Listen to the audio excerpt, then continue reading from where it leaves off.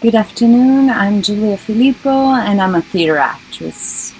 Safeer asked me if I could speak a little bit about the situation in Italy, the place where I come from, and especially about the arts and theater in general. I feel it very difficult for me because I still feel we are in the middle of the transformation, and we are still inside the situation, so it's kind of difficult to be objective and to analyze the situation itself. But I can just say what happened to me and how I had to deal with that. So I felt it was this situation was a big shock for everybody. Nobody was prepared, and suddenly from one day to the other, you don't have a job anymore. You don't have all the planning that you carefully and very with a lot of sweat you created. Poof! In a moment, it went away. I still cannot believe that something like this had actually happened. But in a way, I feel that.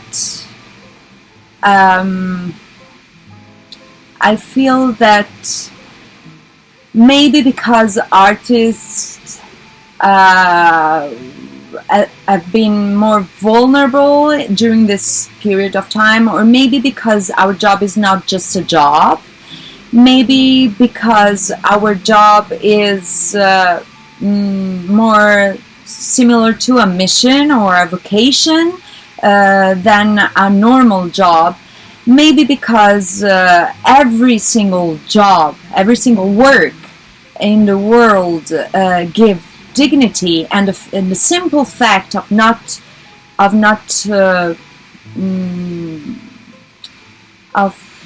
being able to do your work and your job and what you studied and what you carefully protected for all these years, maybe for this reason or maybe for other reasons, for the artists it was very difficult. I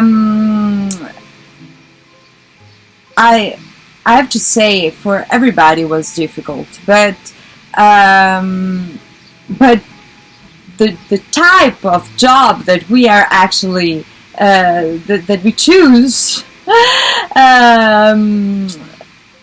implicate a meeting, implicate an exchange, implicate being together in the same room, in the same space, and suddenly this was not possible anymore.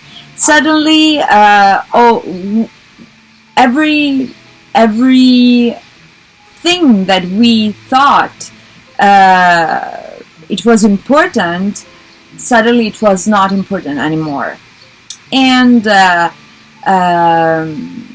yes, it was a big shock, especially because medias or even family and friends were giving me, at least to me, different informations that I could not understand. I was in Mexico at the time when the first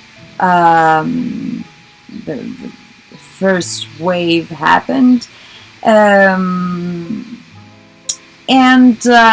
yes, it was complicated. Obviously, when you face something like this, the things that you thought maybe that you didn't even think about suddenly have another importance. I mean, suddenly family, friends, people that are around you,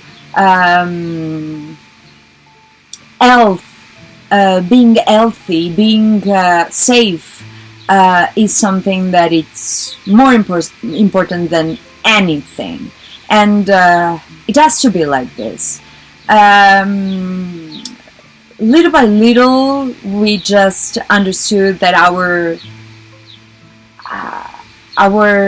normality had to change because the world changed. And this was a second shock, because it was, we didn't realize that it was so long, actually, the time that we needed to put all the things together. And so that was the second shock. Because I remember we were like thrilled and waiting for the summer to come, because we thought that this would be like coming back to the old ways of living our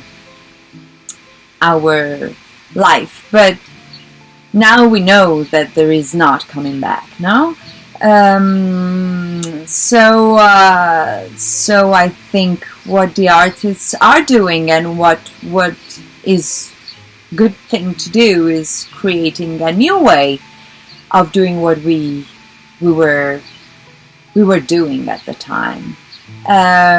Maybe through internet, maybe through other channels, maybe creating platforms where artists can meet, maybe creating other ways to interact with the spectators. But we have to, in a way, accept that something has changed. On the other hand, our job is made of meetings, is made of connections, is made of friendships, and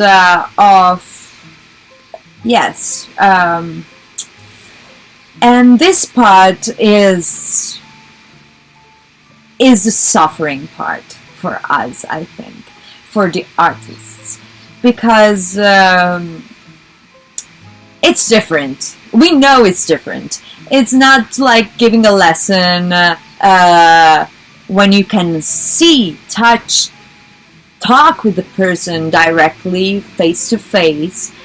It's not the same thing as giving a lecture online. And it's not because it's, it's cold. It's not just because it's cold. It's because our job is made of something intangible, of something that you cannot touch, that you cannot quantify, that you cannot... And personally, I miss it. And I'm sure many of my colleagues miss it. So I hope that there will be other ways. I hope, but I also hope we can go back to what we did, and do it in a safe way. Do it in how